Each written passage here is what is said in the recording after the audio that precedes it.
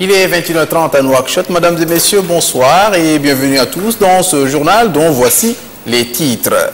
Le Premier ministre préside les travaux de la deuxième session de l'Office national de l'aménagement du territoire.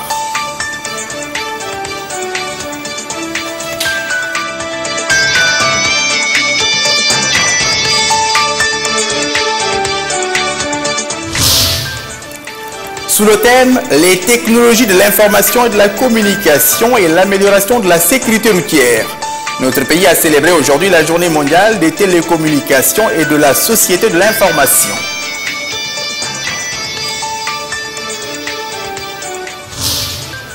En Tunisie, les heurts se poursuivent entre salafistes et policiers.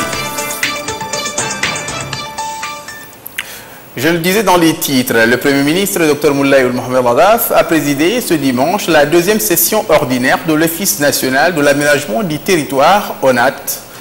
La réunion est consacrée entre autres à l'adoption du plan d'action de l'ONAT pour l'année 2013, qui comporte notamment l'élaboration des schémas régionaux d'aménagement du territoire, le regroupement des localités et la déconcentration des services essentiels, ainsi que la délocalisation des établissements et programmes publics, l'adoption des projets et décrets d'application de la loi d'orientation sur l'aménagement du territoire et l'état d'avancement des activités en cours comme la délocalisation et les travaux de la Commission nationale de toponymie. Actualité parlementaire à présent, la Commission des relations extérieures de l'Assemblée nationale s'est réunie aujourd'hui sous la présidence de Mme Kadiata Malik Diallo, sa présidente. La réunion a été consacrée à la discussion de deux projets de loi, dont le premier porte sur l'accord d'exemption de visa, des passeports diplomatiques et de passeports officiels et de services signé à Nouakchott le 26 avril 2012 entre le gouvernement mauritanien et celui de la République fédérative du Brésil. Le second projet de loi permettra la ratification de l'accord portant sur l'exemption réciproque de visa sur les passeports diplomatiques signés à Nouakchott entre le gouvernement mauritanien et celui du Royaume d'Espagne. Le gouvernement a été représenté à cette réunion par M. Hamadou Hamadi, ministre des Affaires étrangères et de la coopération. Le directeur général de l'Agence nationale Tadamoun pour la lutte contre les séquelles de l'esclavage, l'insertion et la lutte contre la pauvreté, M. Hamdi Ould Mahjoub, c'est là donc le bon titre, poursuit sa tournée dans les localités reculées des wilayas de l'Est du pays. Il a présidé aujourd'hui au village de Jrana, relevant de l'arrondissement d'Abdelbagrou, dans le Hod El Sharqi, la première réunion de sa visite dans cette wilaya. À cette occasion, M. Hamdi Ould Mahjoub a passé en revue les missions de l'agence qui se résument somme toute à la lutte contre les séquelles de l'esclavage à travers la mise en place de programmes dans les domaines de l'enseignement, de la santé ainsi que la création de projets générateurs de revenus. Nous y reviendrons plus en détail dans nos prochaines éditions. Technologie de l'information et des télécommunications et l'amélioration de la sécurité routière. C'est sous ce slogan que notre pays a célébré aujourd'hui la journée mondiale des télécommunications et de la société de l'information. Cette journée, qui a vu la participation de l'ensemble des secteurs de télécommunications, de l'information et de la sécurité routière, vise à attirer l'attention de l'opinion sur les services énormes offerts par les TIC au plan socio-économique et politique, entre autres. C'est un reportage de Salem Ejboursalem. La Mauritanie a célébré, à l'instar des États membres de l'Union internationale des télécommunications, la journée mondiale des télécommunications et de la société de l'information organisée cette année sous le thème « Technologie de l'information et des télécommunications et l'amélioration de la sécurité routière ». Une cérémonie a été organisée à cette occasion au Musée national de Nouakchott avec la participation des parties impliquées dans le secteur des télécommunications, de l'informatique et de la sécurité routière, comme la direction des technologies de l'information et de la communication, la gendarmerie nationale, le groupement spécial de la sécurité routière, au ministère de l'équipement et des transports, des opérateurs économiques et également des opérateurs mobiles présents en Mauritanie, en plus du syndicat des auto-écoles. La journée en question a visé à attirer l'attention sur les services et normes offerts par l'Internet et la technologie de l'information et des télécommunications sur les plans socio-économiques et politiques. Des participants ont présenté à cette occasion des exposés se rapportant aux services qu'ils accomplissent en matière d'utilisation de l'informatique, de la communication et de l'information dans les domaines de la sécurité routière.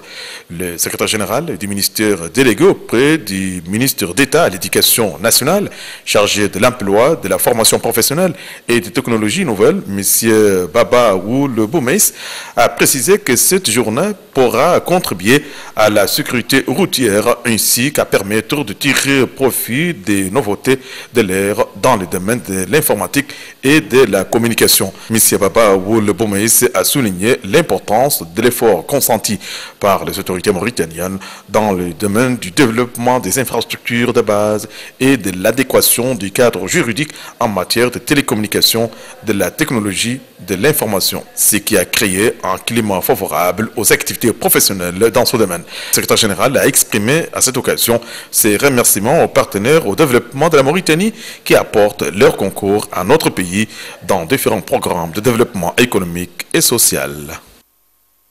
Restons dans le domaine des nouvelles technologies, à signaler cet atelier organisé ce matin par le ministère chargé de l'emploi, de la formation professionnelle et des technologies nouvelles sur la présentation des nouveautés des produits Lenovo. C'est une société pionnière dans le domaine des équipements informatiques. L'organisation de cette rencontre intervient dans le cadre de la politique d'ouverture et d'encouragement des investissements et de l'État dans le but de promouvoir des relations avec les partenaires de qualité à travers le monde. Retour à Salemish Boussalem. Organisé par le Centre de distribution des outils informatiques en collaboration avec la société internationale Lenovo, l'atelier visait à tirer profit des expériences réciproques dans le domaine de l'informatique. Dans une allocution prononcée à cette occasion, le directeur général du Centre de distribution des produits informatiques de Mauritanie CDI, M. Zain Abidine Woul Mohamed Mahmoud, a mis en exergue la place dont jouit la société Lenovo sur le plan international. Et de noter que le centre organise régulièrement des séminaires de formation et de communication pour contribuer à accompagner l'évolution dans le domaine des nouvelles technologies de l'information et de la communication et faciliter par voie de conséquence l'accès des acteurs aux dernières techniques afin d'améliorer constamment leur expertise et leurs compétences, ce qui ne manquera pas de se répercuter sur leur performance. De son côté, M. Mohamed Ben Amr, patron de Lenovo Afrique du Nord, a souligné le niveau de partenariat entre sa société et le centre de distribution des équipements informatiques de Mauritanie. Cette coopération, poursuit-il, participera au relèvement du niveau des compétences et de la qualité des produits informatiques dans le pays. L'organisation de cet atelier intervient, dit-il, dans le cadre de la politique d'ouverture et d'investissement de l'État mauritanien tendant à promouvoir des relations avec des partenaires de qualité à travers le monde. Les participants ont enfin suivi des exposés audiovisuels sur le processus d'évolution des produits Lenovo. Le workshop a abrité aujourd'hui la clôture des travaux d'une session de formation au profit d'un certain nombre de journalistes opérant au sein d'entreprises privées de presse. Cette session est organisée par l'École nationale d'administration de journalisme et de la magistrature en collaboration avec la commission chargée de la gestion et de la répartition du fonds d'appui à la presse privée en Mauritanie. Abdelrahman Hamad. Cette session de formation profite à 124 journalistes et gestionnaires provenant de 60 institutions journalistiques privées bénéficiaires de l'appui public à la presse privée. L'organisation de cette session de formation a permis aux participants de renforcer leurs capacités rédactionnelles et en matière de gestion. De vous dire tout d'abord, Assalamu alaikum. Ensuite, d'exprimer toute notre satisfaction de cette session de formation durant laquelle nous avons acquis les outils de gestion et de rédaction nécessaires pour la bonne pratique de nos activités futures. Nous remercions vivement les NAJ et les professeurs qui n'ont jamais ou qui n'ont ménagé aucun effort pour le bon déroulement de cette session. Dans son mot de clôture de cette formation, les membres de la commission chargée de gestion et de distribution de la caisse d'appui de la presse privée a mis en exergue l'importance qu'accorde son institution à la formation, signalant l'évolution que connaît le pays dans le domaine du média. M. Mohamed Abdallah Ibn a précisé dans ce contexte que la Commission a consacré un montant de 20 millions d'ouguiya pour la formation au vu de son importance dans la réalisation du développement des ressources humaines qui est la pierre angulaire du développement du pays, a-t-il ajouté. La sortie de cette première promotion de journalistes et gestionnaires a été marquée par la distribution des diplômes aux sortants. Il est à noter que le but ultime de cette formation est de renforcer l'institutionnalisation dans le secteur des médias. Les activités des partis politiques dans ce journal, signalons celle du parti Moustarbal qui a organisé hier soir dans la Muqatar de Darnaïm une manifestation au cours de laquelle il a annoncé l'adhésion d'un groupe de jeunes sous le nom Sunna al-Qad, traduction les créateurs de demain. Les intervenants au nom de ce groupe ont abordé les raisons qui motivent leur ralliement au parti Al-Moustarbal, notant leur disponibilité à prendre part aux efforts de sensibilisation pour vulgariser la vision et le programme du parti. Le responsable du parti, Mohamed Ould-Borbos, a souhaité la bienvenue au groupe et passé en revue les positions de son parti sur différentes questions nationales de l'heure.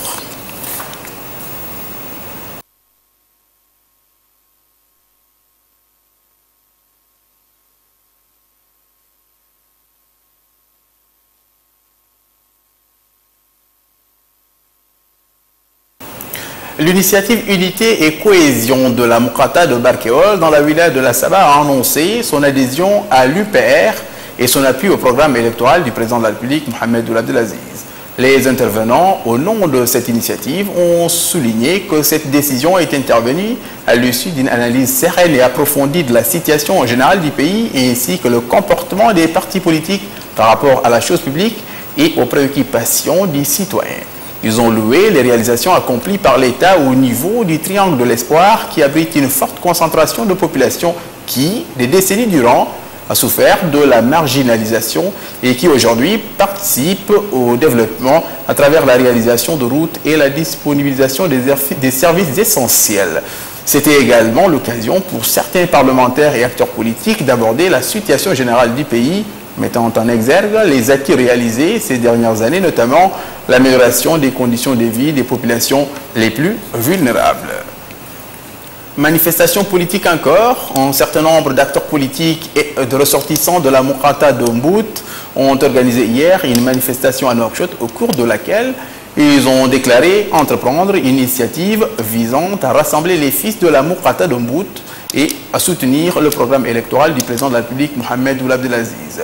Les auteurs de l'initiative ont apprécié la création d'une agence de solidarité et de lutte contre les séquelles de l'esclavage qui prouve l'intérêt de l'État accordé justement à l'amélioration des conditions des franges les plus défavorisées.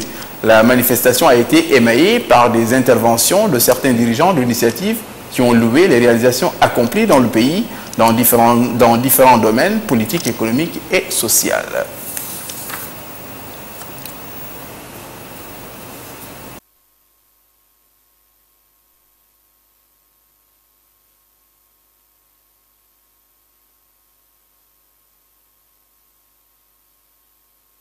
Actualité internationale marquée ce dimanche en Tunisie par des affrontements entre policiers et manifestants dans la banlieue ouest de Tunis. Les manifestants dénoncent l'interdiction du congrès du mouvement salafiste djihadiste Ansar Sharia dans la ville de Karouane. Bilan, une quinzaine de blessés, faute d'avoir pu tenir son congrès à Karouane. Bouclé par un impressionnant dispositif de sécurité, Ansar Sharia a appelé dans la matinée ses partisans à se rassembler cité État d'Amoun, bastion salafiste à 15 km à l'ouest de la capitale, déjà théâtre d'affrontements moins graves la semaine dernière. En milieu de journée, des heurts ont éclaté dans ce quartier où des centaines de salafistes ont érigé des barricades avec des pneus en feu. La police a répliqué avec des tirs de sommation et de grenades lacrymogènes, puis déployé des blindés et des bulldozers pour disperser des militants et détruire les barricades. Au Pakistan, et plus exactement à Karachi, 86 000 électeurs ont été appelés aujourd'hui à voter dans 43 bureaux. Ce nouveau vote intervient suite aux allégations de bourrage d'urnes lors des élections législatives du 11 mai dernier. Ce scrutin intervient au lendemain de l'assassinat par des hommes armés d'une responsable du mouvement pour la justice PTI de l'ancienne vedette pakistanaise du cricket Imran Khan hier à Karachi. La plupart des plaintes enregistrées par les observateurs de l'Union européenne avaient d'ailleurs annoncé l'Union européenne avait plutôt constaté qu'il y avait donc des graves problèmes au cours de ce scrutin. Il faut rappeler que les élections du 11 mai dernier ont été largement remportées par la Ligue musulmane de l'ancien Premier ministre Nawaz Sharif devant le Parti du peuple pakistanais, le PPP, qui dirigeait le gouvernement sortant. Et pour terminer, en Afghanistan, le Parlement n'est pas parvenu hier à faire adopter une loi visant à interdire les violences à l'encontre des femmes, un nouveau coup porté à la cause des femmes dans ce pays. Le président Hamid Karzai avait approuvé en 2009 par décret la loi sur l'élimination des violences faites aux femmes. Mais l'accord de l'Assemblée est encore nécessaire pour qu'elle soit définitivement adoptée. C'est donc la fin de ce journal. Tout de suite, le rappel des titres. Le Premier ministre préside les travaux de la deuxième session ordinaire de l'Office national de l'aménagement du territoire.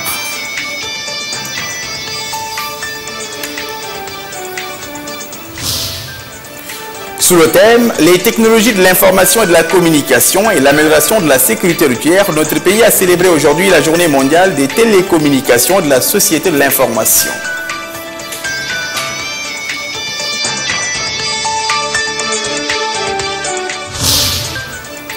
En Tunisie, les heurts se poursuivent entre salafistes et policiers.